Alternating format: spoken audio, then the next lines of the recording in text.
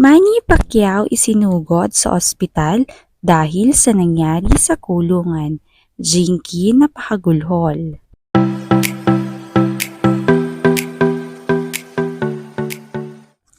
Kabi-kabilang issue na naman ang lumalabas ngayon at hindi pa rin nga matapos-tapos ang issue patungkol sa usaping panluloko sa ilalim ng Dermacare Company. Matapos ng payagan ng korte at ng kapulisan na makalaya pansamantala si Neri Naig at maayos naman ni Rufa May ang ipinataw sa kanya, kaugnay rin ng nasabing kumpanya, ay hindi naman nakaligtas si Manny Pacquiao. Kamakailan nga lamang ay agara na ring binitbit ng mga pulis si Manny bago pa ito tuluyang makatakas ng bansa. Ayon sa balita, ay agad din namang sumuko si Manny at hindi na nagpaliwanag pa dahil malinaw naman sa warrant of arrest na dinala sa kanya ng pulis at napatunayang lumabag nga siya sa batas.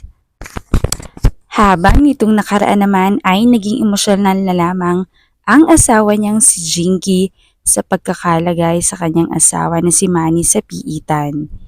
Hindi raw in-expect ni Jinky na mangyayari ito sa asawa.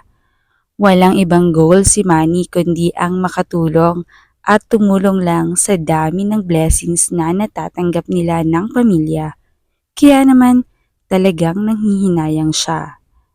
Lalo pang napaiyak si Jinky nang sapitin ni Manny ang pambubugbog sa loob ng piitan katulad ng nararanasan ng mga ordinaryong tao sa loob.